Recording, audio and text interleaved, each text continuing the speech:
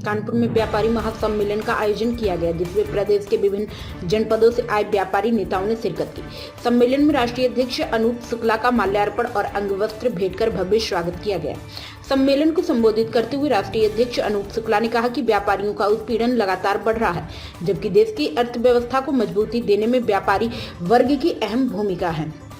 उन्होंने कहा कि व्यापारी न केवल अर्थव्यवस्था के रीढ़ बल्कि जीएसटी कलेक्शन में भी सबसे बड़ा योगदान देते हैं। इसके बावजूद राजनीतिक भागीदारी में उनकी लगातार उपेक्षा की जा रही है। अनूप शुक्ला ने कहा कि समाज में 30% से अधिक हिस्सेदारी व्यापारी वर्ग की है। व्यापारी सबसे अधिक टैक्स देते हैं और चुनाव में निर्णायक भूमिका निभाते हैं, लेकिन वोट देने के बाद उन्हें नजरअंदाज कर दिया जाता है, जो दुर्भाग्यपूर्ण है। उन्होंने जोर देते हुए कहा कि जब व्यापारी वोट और टैक्स देता है तो उसे सत्ता और राजनीति में भी समान हिस्सेदारी मिलनी चाहिए। उन्होंने सभी राजनीतिक दलों से मांग की कि आगामी जिला पंचायत चुनाव और वर्ष 2027 के विधानसभा चुनाव में व्यापारियों को उनकी संख्या के अनुपात में प्रतिनिधित्व दिया जाए। अनूप शुक्ला ने स्पष्ट किया कि जिस सरकार में व्यापारियों की भागीदारी होगी वही सरकार सत्ता में आएगी। सम्मेलन में बड़ी संख्या में व्यापारी प्रतिनिधि और संगठन के पदाधिकारी मौजूद रहे। अपनी मांगों को लेकर के व्यापारी सुरक्षा आयोग की बात है, ऑनलाइन शॉपिंग पे कैसे प्रतिबंध लगे और प्रतिबंध न लगे तो बूस्टअप पैकेज सरकार कब देगी। जीएसटी के जो अधिकारी हैं छोटे छोटे व्यापारियों का उत्पीड़न कर रहे हैं। ऐसी समस्याओं को लेकर के ऐसे अधिकारियों को हम कहना चाहते हैं कि उत्तर प्रदेश भर से शिकायतें आ रही हैं कि व्यापारी जो हैं उनका उत्पीड़न अधिकारी पुरजोर तरीके से कर रहा है। आपके माध्यम से हम बताना चाहते हैं कि अधिकारी लोग सुधर जाएं। जो ऐसा नहीं कि सारे अधिकारी, मगर ये हैं कि बहुत सारे ऐसे अधिकारी हैं जो लूट घसोट में लगे हुए हैं और व्यापारी का पुरजोर तरीके से उत्पीड़न कर रहे हैं। निश्चित रूप से उनको सुधारना व्यापारियों को आता है। अगर वो लोग नहीं मानेंगे तो उनके घरों का भी घेराव करने में व्यापार मंडल चूकेगा नहीं।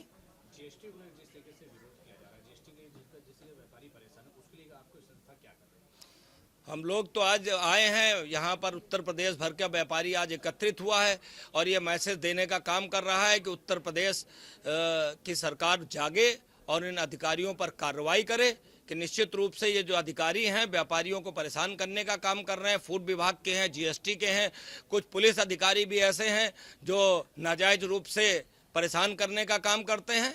इन लोगों के ऊपर लगाम लगाए सरकार। हम लोगों ने उत्तर प्रदेश भर के अभी हम लोगों के व्यापारी नेता सब लोग बैठे हैं, मंथन कर रहे हैं। आपके माध्यम से बताना चाहते हैं कि 30% व्यापारी है और व्यापारी नोट और वोट भी देता है। नोट देने की बात तो माननीय प्रधानमंत्री जी कई बार मंचों से कह चुके हैं कि जीएसटी सर्वाधिक आ रहा है। जब जीएसटी सर्वाधिक आ रहा है तो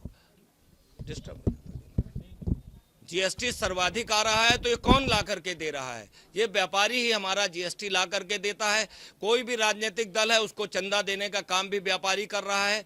तो नोट और वोट व्यापारी देगा तो 2027 में व्यापारियों की राजनीतिक हिस्सेदारी क्या होगी?